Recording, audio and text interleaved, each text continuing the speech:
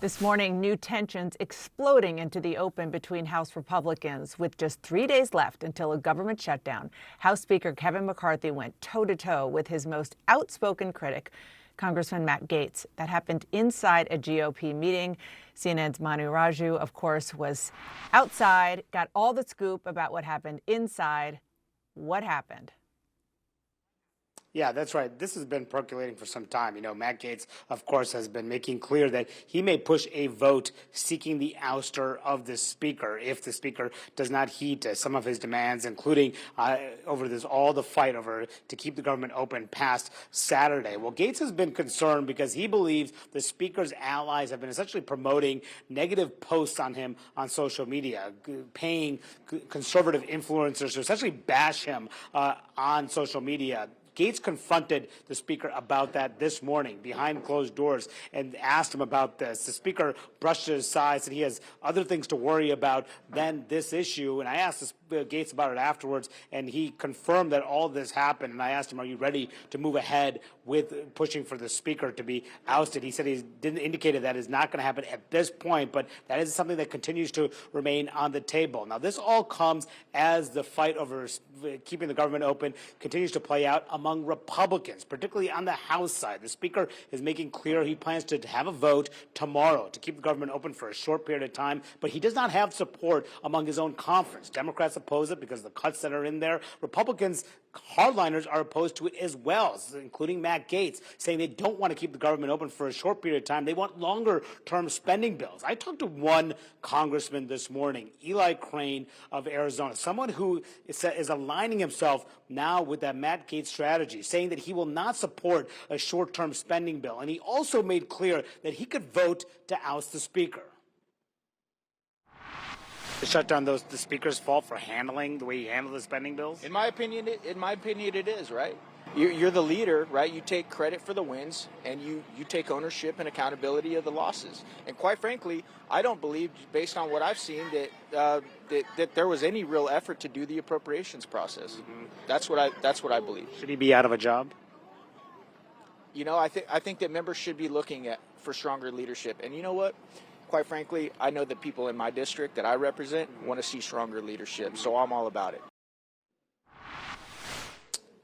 And Dana, therein lies the problem for Speaker McCarthy. If he cuts a deal with Democrats to keep the government open, he's going to face a vote pushing for his ouster. People like Eli Crane, Matt Gaetz, others, they have the votes as long as Democrats kick him out as well. So the Speaker's calculation now, trying to get Republicans to keep the government open, Republicans aren't there. Even the Senate is moving on a much different course, something that the Speaker himself opposes, raising real fears of a government shutdown.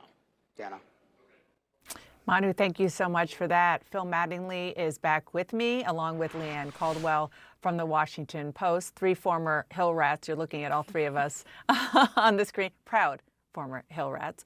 Phil, I mean, we have seen this movie so many times before, and we know how it ends. We know that there has to be a bipartisan vote in the House of Representatives in order to overcome this. The question is not how much pain, but what flavor of pain will be extracted, most importantly by the American people, but politically inside the Congress in order to get there. Yeah, and just to underscore your point, Hill Rat is not a pejorative where we're from. That is a compliment. Look, I think the former is the most important. The latter is what everybody's trying to figure out right now. The former being that this has a real impact on real people. And while I don't have any sense that this is going to match the 30-plus day shutdown that we all went through in 2018, 2019, the scale of both the macroeconomic effect on that, but also on individuals, not just federal government workers, but contractors as well, that didn't get paid back, is significant, tangible, and shouldn't be ignored.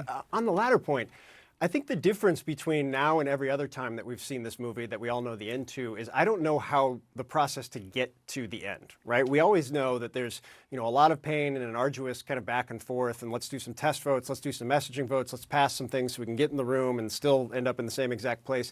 They can't even do that in the House Republican Conference. I think Manu and Mel and Lauren Fox have been doing such great reporting from our Hill team about a situation that doesn't really have any precedent because they're trying to move full-year spending bills that have no impact on the actual stopgap bill that they need to do, but they're trying to do those in order to have build trust so you can vote on a stopgap bill, but they don't even have the votes for the full year bills. And by the way, the full year bills would be dead on arrival in the United States Senate and never be signed by the president. And if that sounds confusing to people watching this, it is. It's completely nonsensical, and it's tethered to nothing that's going to move this process forward. And we're now at like 2.5 days until a shutdown. I mean, I just remember John Boehner, Merlot in one hand, cigarette in the other hand, saying, you got to work the process out. You got to work the process out. Right. I mean, the process eventually worked him out, and I think he's probably very happy about it at this point. Leanne, let's just kind of look at the math here and the numbers that make it so clear that Kevin McCarthy eventually is not going to be able to do anything that funds the government without help from Democrats. I mean, he's got a 4-seat majority, and then you look, there's a list of hard no's that is longer than 4, then likely no's longer than 5. Yeah, that's absolutely right. He is trying to negotiate with people who are never going to come to the table. And so it makes absolutely no sense in real world situations. But for McCarthy, this is self-preservation. That is all this is about. He is afraid to turn to Democrats and find 10, 20, maybe 30 Democratic moderate votes to pass a short-term government funding bill to keep the lights on past Saturday, because he is worried that there will be protests from the right and efforts from the right to remove him from his speakership.